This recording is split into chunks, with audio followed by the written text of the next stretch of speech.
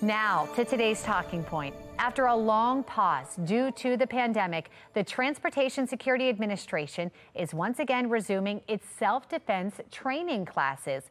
The classes train flight attendants and other airline employees on what to do in a potentially dangerous situation. Some of the simulations include how to handle a hijacking, as well as what to do when facing an unruly passenger. Some scary stuff.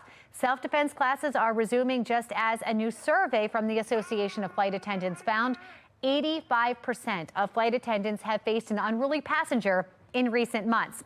One person who I know would never be an unruly passenger.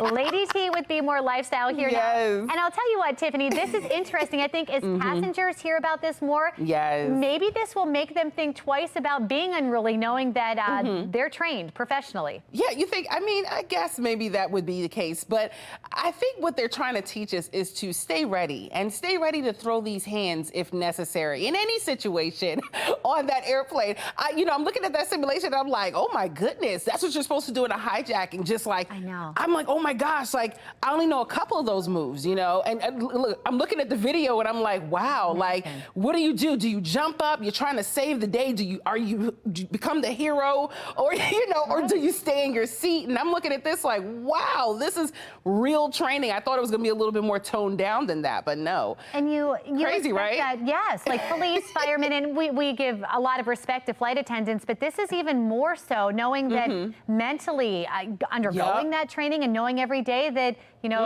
we live in a world where anything could happen. Where anything could happen, and I feel like they didn't have this they didn't have to do a lot of that, during the pandemic because there wasn't a lot of people flying. Right. But now I think that with more people flying, they're like, okay, we got to step up our game. Right. Self-defense needs to be up again, and I mean, I think it's a good thing to do. I just think it was hilarious watching the simulation, but it was it is definitely something we need to know. I agree. I agree, and I think that this is going to help people put in their place a little bit. It is, and the S in TSA stands for stay ready, obviously, because they were ready. Lady T, I see what you did there. It is. I agree. Thank you for weighing in. Thanks, Meg.